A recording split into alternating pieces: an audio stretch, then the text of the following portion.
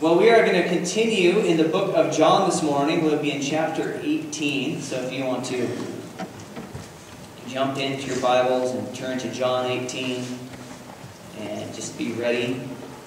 If you're not sure where John is, the very front of your Bible is probably a table of contents. You can find the page number and flip there, and number 18, and we'll be there in just a minute.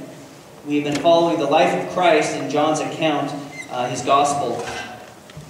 And now we're up to the point where Jesus is entering, he has already actually been in the middle of, his final week on earth before he goes to the cross.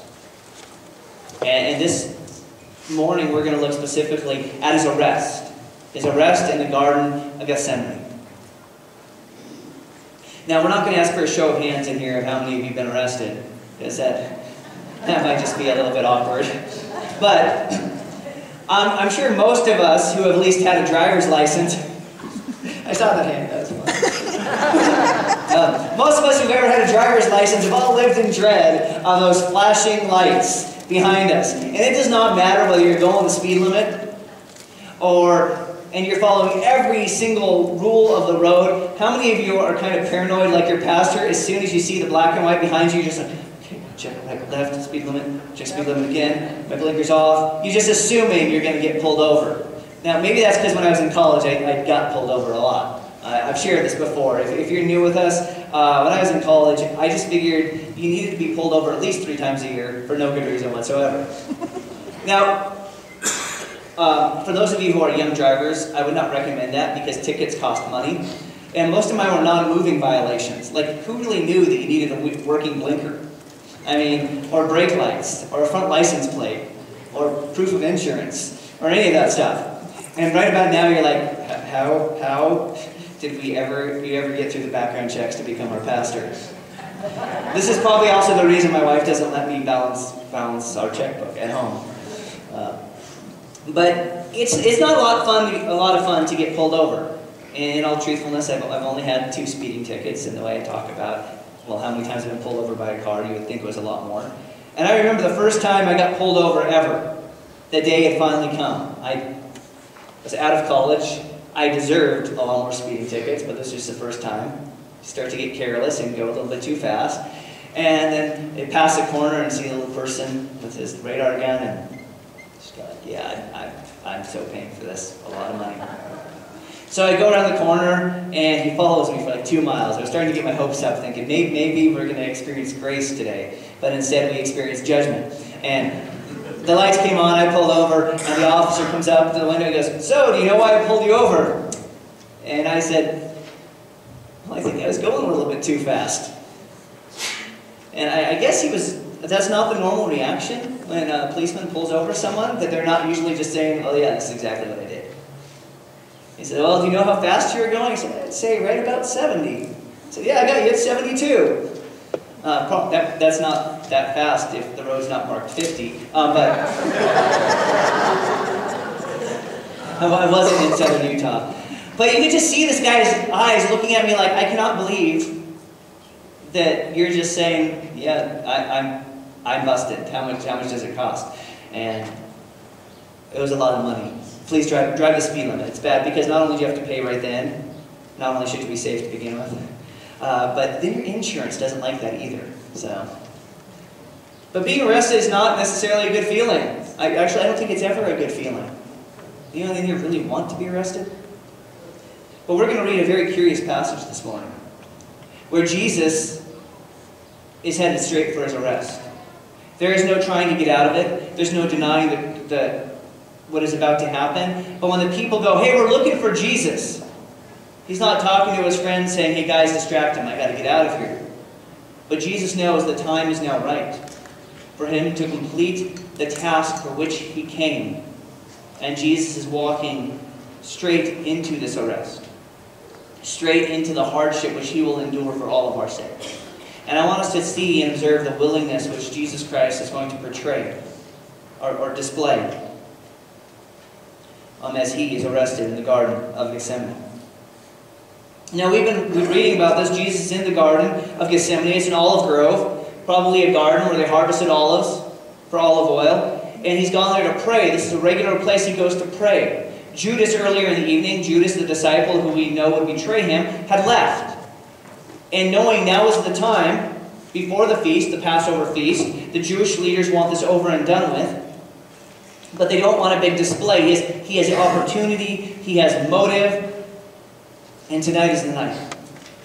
Judas goes to the religious leaders, and they assemble a troop, a crowd, a mob, some guards. They grab torches, and they are coming to the place where they know Jesus is. And that's the scene. Jesus is knowing this is coming. He's been praying fervently for his disciples, for what was to come, for himself. And now we read in chapter 18, verse 1. When Jesus had spoken these words, he went out with his disciples over the brook Kidron, where there was a garden, which he and his disciples had entered. And Judas, who betrayed him, also knew the place, for Jesus often met with his disciples there. Then Judas, having received a detachment of troops and officers from the chief priests and Pharisees, came there with lanterns, torches, and weapons. Jesus, therefore, knowing all things that would come upon him, went forward and said to them, "Whom are you seeking?" They answered him, "Jesus of Nazareth." Jesus said to them, "I am he." And Judas, who betrayed him, also stood with them. Now when he said to them, "I am he," they drew back and fell to the ground. Then he asked them again, "Whom are you seeking?" And they said, "Jesus of Nazareth." Jesus answered, "I have told you that I am he. Therefore, if you seek me, let these go their way, that the saying might be fulfilled which he spoke, 'Of those whom you gave me, I have lost none.' Then Simon Peter, having a sword, drew it and struck the high priest's servant and cut off his right ear. The servant's name was Malchus. So Jesus said to Peter, 'Put your sword into the sheath. Shall I not drink the cup which my Father has given me?' Then the detachment of troops and the captain and the officers of the Jews arrested Jesus and bound him. And they led him away to Annas first, for he was the father-in-law of Caiaphas, who was high priest that year. Now it was Caiaphas who had advised the Jews that it was expedient that one man should die for the people. We'll pause there at the moment. So picture, if you will, a garden of olive trees. And it's at night, and it's just outside of Jerusalem. And when I say just outside the city of Jerusalem, Jerusalem is built and is surrounded by several valleys, sharp valleys. You have the city walls coming up, and the Kidron Valley is what separates the Mount of Olives from the Temple Mount. So if you have that picture of Jerusalem today in your mind, where they have the Dome of the Rock and that big gold, the gold mosque there as well, that would be roughly where the temple would be.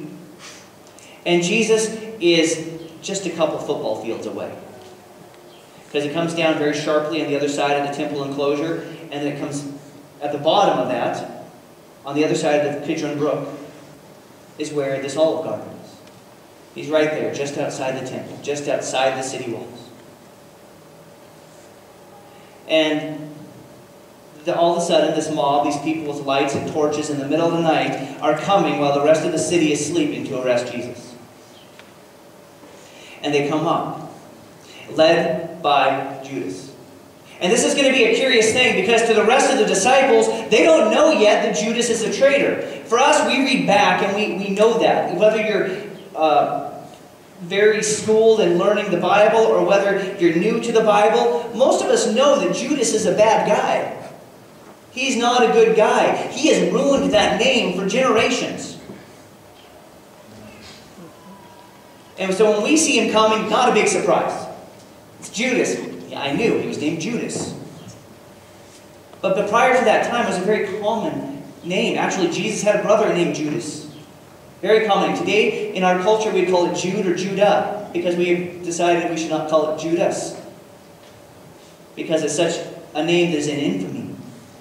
But at that time, they didn't know. They see this as one of their fellow brethren, someone who has been with them, someone who keeps the money, someone who has been trusted. And they see him leading this mob, and you can imagine the disciples are perplexed. They heard earlier in the evening that Christ would be betrayed. And now that it's actually happening, they've heard Jesus for years saying, the Son of Man must be crucified. The Son of Man will be handed over to the priests and elders. And then on the third day rise again. And they're probably hoping, I hope this is just figurative language, like another one of his parables. Because surely Jesus Christ has come as king and is going to institute the kingdom now. But this night, you can imagine their confusion as they're waking up from sleep and seeing a crowd coming in with torches, with spears, with clubs to arrest their master. And what does he do? Well, he doesn't do what most of us would have done. Jesus, I've never seen the guy. I have no idea. I hear he lives down the lane, just a little bit up here. He walks straight to them before they even arrive, because he knows this is the time for redemption to be accomplished. And it is only going to be accomplished on our behalf because of his sacrifice. So he comes up to them and he says, "Who is it you are seeking?" Now he knows who they're seeking. They say, "We're looking for Jesus of Nazareth." And then in one of the most curious things, at least in my understanding of Jesus' entire ministry, he says, "I am he." And what is the response to that? And you can hear the echoes of God's covenant name in his response. "I am that I am." And what is the response to the men when they hear, but they draw back, and whether they're knocked over like cars or whether they're tripping over themselves or bowing down, in that moment, it is just as true as ever that every knee will bow, because the power of who they are confronting is eternal I am, clothed in human flesh. And in that moment, the one who is to be arrested is confident and serene. And those who are armed with clubs in a crowd are tripping over themselves, falling back. Make no mistake. There is a crowd, and there are weapons, but there is no question who is in charge here. And his name is Jesus. And so he has to ask a second time, "Who is it that you seek?" Jesus of Nazareth. And he says, "I am he." And somewhere in the middle of this, we know from the other gospel accounts, Judas comes up and gives him a kiss to confirm this is the guy. It's not Thomas pretending to be Jesus so Jesus can sneak out. And Jesus will say to Judas, "Do you betray the Son of Man with a kiss?" And the disciples all of a sudden realize he is giving himself up. And Peter, remember Peter, that night and the Last Supper, he said, "I will do anything for you. I will die for you. I will go to the grave with you." Grabs a sword and does. He's watched one too many action movies, apparently. I think Jesus needs a little bit of help. But he comes up, and Peter's got a lot of gusto, but I don't know. I'm hoping Malchus is arresting him, because otherwise it looks like he's just picking on the little guy. Okay, brave soldiers, let's hack off the ear of the priest. Apparently not that proficient with a sword. He goes to club him, only takes off his ear. And Jesus says, "Peter, put away your sword. Put it away." And it just gives you another, you have to read in between the lines again, but it's just another demonstration of who is really in charge. Somebody has just attacked the crowd. Instead of it escalating, Jesus is enough. And they're still like, "Yes, sir, whatever you say." Peter puts away his sword, and we know from Luke's account, Jesus grabs that ear and restores it completely.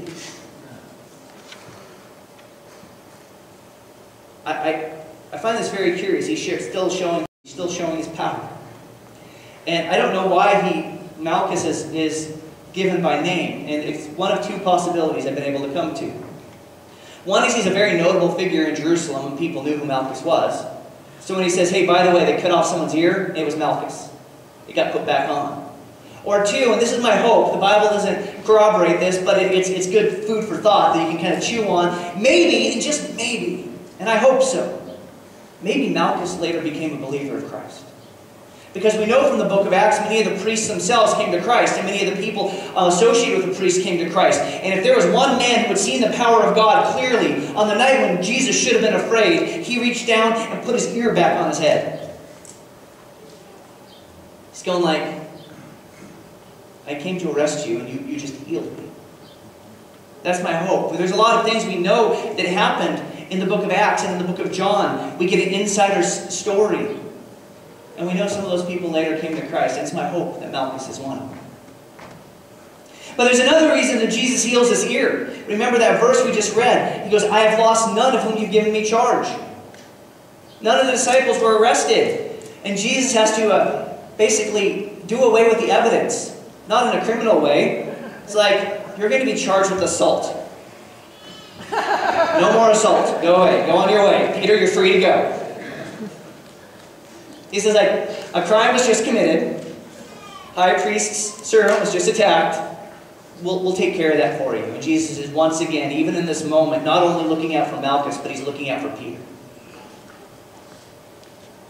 And Jesus then willingly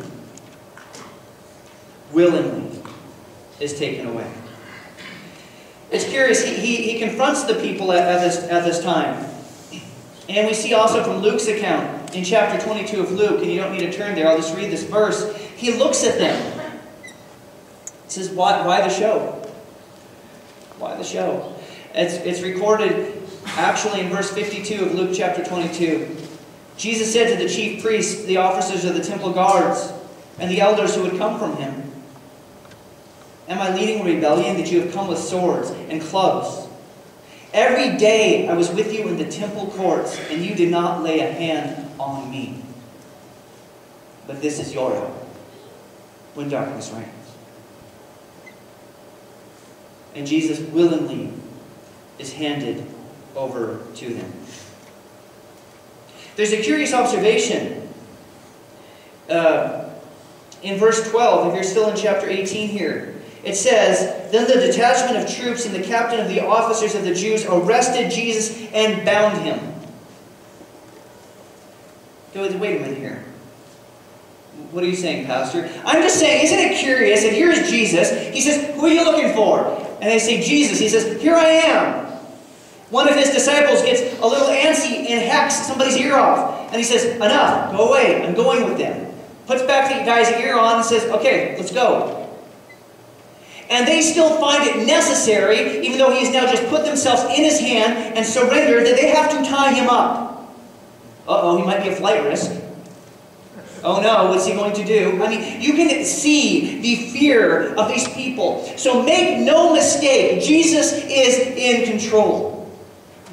In his darkest moment, at the moment where he appears to be the most vulnerable, where he appears to be the weakest, where he appears to be losing, it's all happening on schedule.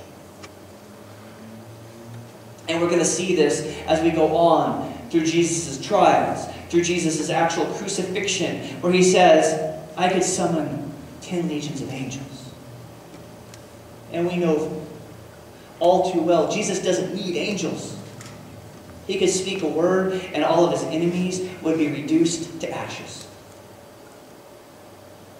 But he is headed for the cross because he has a purpose. And that purpose is for you and for me and for salvation. And he is going willingly. Let's continue here in verse 15. And in verse 15 we pick up and it says, and Simon Peter followed Jesus, and so did another disciple. By the way, in case you haven't been following us in the book of John, John barely ever refers to himself by name. It says, and there's another disciple. Is John. So John and Peter are following. Now that disciple, being John, was known to the high priest and went with Jesus into the courtyard of the high priest. But Peter stood at the door outside. Then the other disciple, who was known to the high priest, went out and spoke to her who kept the door and brought Peter in. Then the servant girl who kept the door said to Peter, you are not also one of this man's disciples, are you? And he, being Peter, said, I am not. Now the servants and officers who made a fire of coals stood there, for it was cold, and they warmed themselves. And Peter stood with them and warmed himself. And the high priest then asked Jesus about his disciples and his doctrine. Jesus answered him, I spoke openly to the temple, to the world. I always taught in the synagogues and in the temple where the Jews always meet. And in secret I have said nothing. Why do you ask me?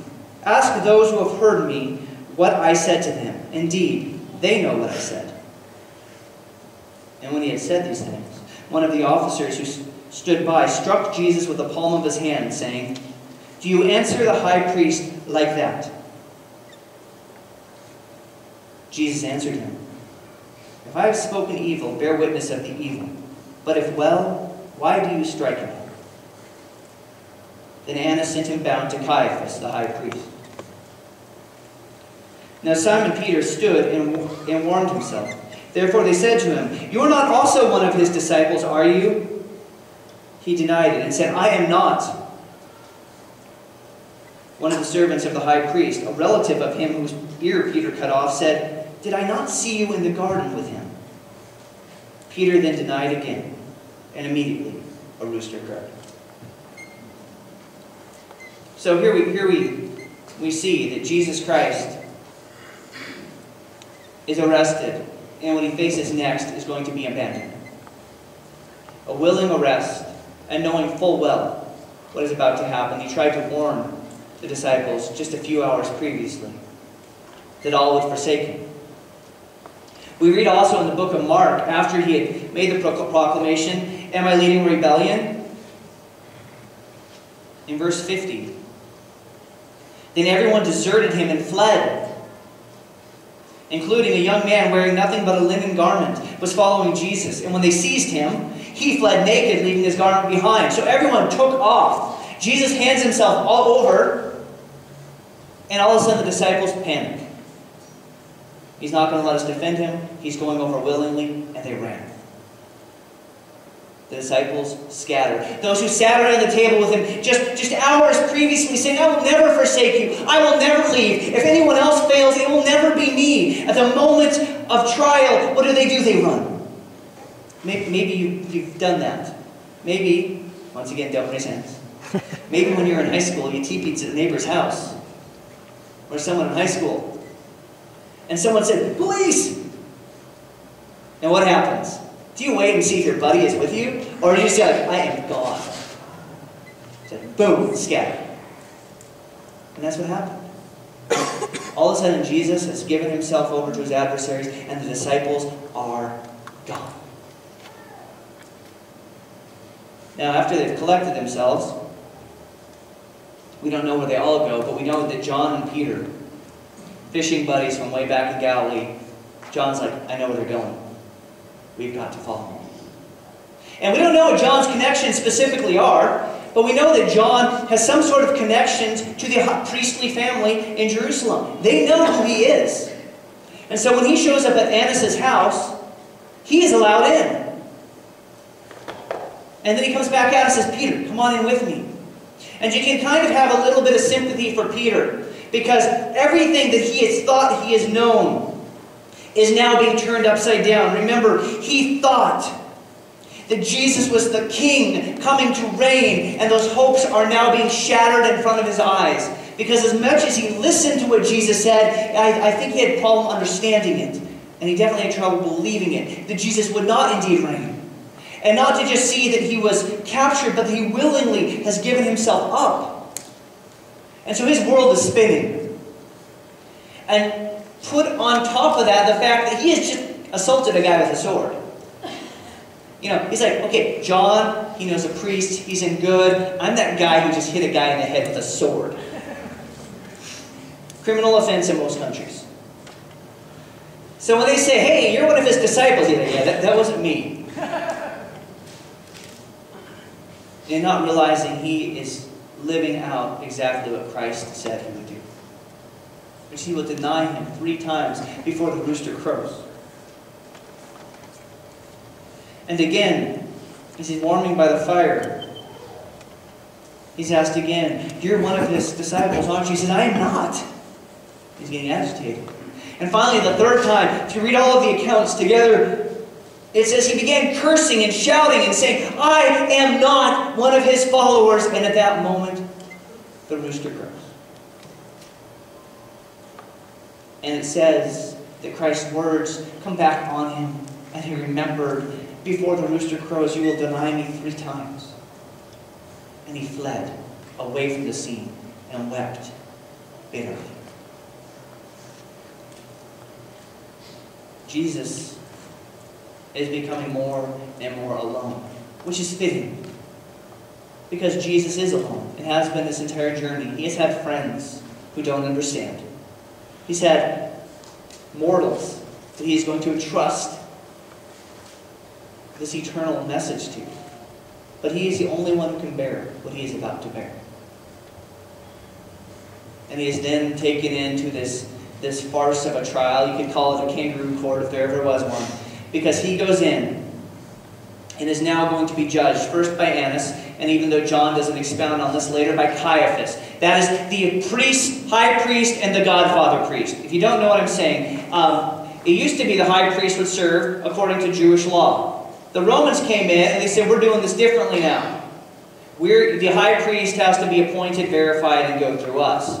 And so what people would do is they would pay large sums of money to have that political role, that prestigious role of high priest, which is, of course, an absolute mockery to the way that things should be done, according to the Bible. But this ruling priestly caste, they would have different high priests. And the one who called all the shots was Annas. He could no longer be high priest all the time because he was working together with the Roman authorities. But the people that he wanted appointed, God appointed. So even though Caiaphas is the high priest, it's kind of like, I am the man around here. I do the final authorities. Let me just ask Dad if it's okay.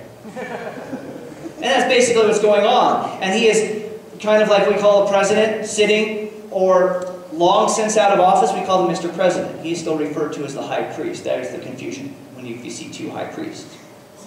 They take him to Annas. And he is being questioned. And later to Caiaphas. And he is being questioned. And what I want you to see is what an absolute mockery of justice is being done. Because what is happening here does not even fit Jewish law. They are breaking Jewish law over and over. And they're breaking what we would say to be common decency if you want a fair trial. Number one, the men who were trying the case were the ones who had arranged for Jesus' betrayal. Think about that. The judge says, I hate that guy. Bring him to my court so I arrest him secretly and bring him to my court so I can have a trial. These are priests. These are supposed to be the epitome of godliness in Jewish society. Can you see why the nation has been found lacking at this point in time? Number two, the trial did not begin with a specific charge against Jesus, as Jewish law demanded. It is a great thing we have in our legal system too. They can't just arrest you and say, what am I being charged with? We don't know yet. We'll take you down and figure something out. But that's exactly what they did to Jesus. They said, we're taking you in and we're going to figure out what we're going to charge you with. And it has to be something really good so we can kill you. Number three, the judge, the one who's supposed to be the impartial arbiter, weighing out justice and righteousness, was also the leader for the prosecution. Number four, no witnesses for Jesus' defense were produced. There was no opportunity for a defense. Barclay, he's a Bible commentator, says, in any trial the process began by laying before the court all of the evidence for the innocence of the accused. But before this ever began, they said, you're guilty and we know you're guilty. And before you leave this court tonight, you will be guilty legally. Number five, the trial was conducted hastily and violated several regulations concerning one accused of capital offense. Number one, such a trial could not be done at night. But they want him dead by tomorrow. You couldn't have a trial at night. They said, we're just going to ignore that. The law also said that capital cases, if you pronounced a sentence of death, had to be a 24-hour waiting period. Well, they're going to have him killed the next day.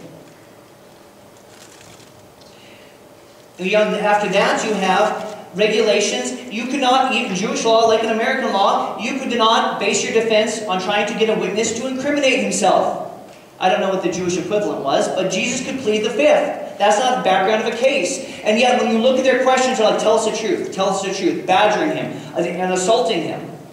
As we have just seen, when Jesus says, why are you asking me what I've taught? I've said it publicly. What does a guard do? But he reaches with his hand and slaps it across his mouth. Torture and beating of a suspect, also against the law and Jewish law. It was not okay. They have no concern for doing what is right, because a trial is completely failing any wrongdoing on the part of Jesus. But what it reveals was a blindness so complete, a rejection so final, that Israel made a sham out of its own judicial system just so it could kill the Messiah. It's tragic. In Matthew's account of this section, in chapter 26, verses 59 and following, we read the chief priests and the whole Sanhedrin were looking for false evidence against Jesus so they could put him to death. But they did not find any, though many false witnesses came forward. And if you read all these accounts, you see that different people like, I heard him say this, and another one's like, yeah, that's not what he said. They couldn't even agree on the charges or what he said. Finally, two came forward and declared, this fellow said, I am able to destroy the temple of God and rebuild it in 3 days. Then the chief priest stood up and said to Jesus, are you not going to answer? What is this testimony that these men are bringing against you? But Jesus remained silent. The high priest said to him, I charge you under oath by the living God, tell us if you are the Messiah, the Son of God. This is their entire defense. Tell us if you're guilty or not. But Jesus Christ will not let somebody have a doubt of who he really is. And he's done that time and time again. That he will not allow people to go along blissfully, peacefully in their ignorance, but instead will hold their face to the hard truth of who he is. And if someone ever told you, well, Jesus never claimed to be God. He did when his life was at stake, very clearly, very succinctly. When he says, I charge you under oath by the living God, tell us if you are the Messiah, the Son of God. What does he say in the book of Matthew, chapter 26, verse 64? Jesus says, you have said so. And I say to you all now, from now on you will see the Son of Man sitting at the right hand of the Mighty One and coming on the clouds of heaven. If there's ever an opportunity to Jesus to clear up this misconception, I'm just a good teacher. I'm just a guy like you. I'm just trying to give you a more enlightened approach to spirituality. This was his opportunity. Instead, what does he say? He basically utters the words that are going to put the nails in his hands that night and says, it is as you said. And you will see me sitting at the right hand in glory. And then the high priest tore his clothes and says, he has spoken blasphemy. Why do we need any more witnesses? Look, now you have heard the blasphemy. What do you think? He is worthy of death, they answered. Then they spit in his face and struck him with their fists. Others slapped him and said, prophesy to us, Messiah. Who hit you? It's John doesn't give as many details as Matthew, Mark, and Luke, and we know that John wrote last and he was very well aware of what had already been written. But I think John's point is much more succinct. It says whatever happened in the meeting of the Jewish leaders in the Sanhedrin was only a facade, a rubber stamp, and was already predetermined. That we will do whatever it takes by whatever means, however unsavory, unscrupulous, illegal, or immoral, to make sure he is dead. Jesus Christ was arrested. And in our next sermon, we're going to see how he was taken to Pilate, to the only ruling authorities which could carry out the execution they wanted because of what they had determined. So what do we take from all this? I mean, it's obviously rewalking through this passage and the story is fitting, and we need to have it in our memory just so fresh and so new to understand why we come here. Because it's certainly not because we're good people or because we can earn our salvation or because we have nothing better to do on a Sunday morning, but it is because of the sacrificial love of Jesus Christ for us. And that alone is worth reading it. But the question is, what do we do with this? And there's a few thoughts as we're reading about a passage that's all about Jesus that I thought were pertinent to me, and hopefully you find some common ground there. Number one is we see the rejection of men who have their hearts set against Jesus. And it's a sad thing and a tragic thing, and maybe you've encountered that in your own lives. But there is a spiritual battle that we're involved in. And God, in His mercy, has pardoned us and allowed us to become His children and His people. But this is an evil, dark place at times. And sometimes we run under this illusion that we are in this morally neutral world. And He says that this world is perishing. This world is opposed to God. It is only because of God's great mercy that He allows us to come to Him and receive salvation. And sometimes we need to be reminded as believers that we are in a spiritual battle. And we cannot afford to be living as if we were at peace. We need to fight on our knees in prayer for God. And pray that we could stand the trials and the tests that come our way. We need to pray for our brothers and sisters in Christ. For the hardships that they will endure. And that they also could stand and be faithful. And we need to pray for the hearts of people who have not yet realized God's great love for them. And that they too can be forgiven completely and restored to God. And not be surprised when this world rejects us. As we did a few sermons ago, it says, do not be surprised if this world hates you and hated me first. If possible, we live at peace with all men. And we pray for them to come to Christ as well. Number two, I stopped and I thought of Peter. As we're praying for us to stand in a dark hour, we remember Peter. Peter, who got everything wrong in a night. Started off very early in the evening. You're not washing my feet. Jesus like, Peter, if I don't wash your feet, you have nothing to do with me. Then later on at the meal, I will never betray you. I will never deny you. 2, he gets to the garden, and instead of following Jesus' lead, impulsive as ever, he comes out with a sword and hacks a guy's ear off, almost gets himself arrested. Jesus is like, Peter, no, you're not listening. It's okay. And then finally he seems to be doing the right thing. He's following John, and they make it to the house, and what's he end up doing but denying Christ? And if that was the end of the story, what a horrible story it would be. But we know Peter as someone different. He gets cool titles, the Apostle Peter, Disciple Peter, Saint Peter. Because what God took is a broken man and transformed him into a pillar of the church. A name which we revere. Because we see how God touched him and used an ordinary fisherman. And don't get confused about thinking Peter was so great, because today's sermon alone should show you Peter had a lot of shortcomings. But when God got a hold of Peter, what he did in and through his life was amazing. And it tells me that God knows how to use failures and disappointments. So if you're sitting here this morning thinking, I am the only one in the service, I don't deserve to be here, I don't know why they let me in, you're actually in a really good company.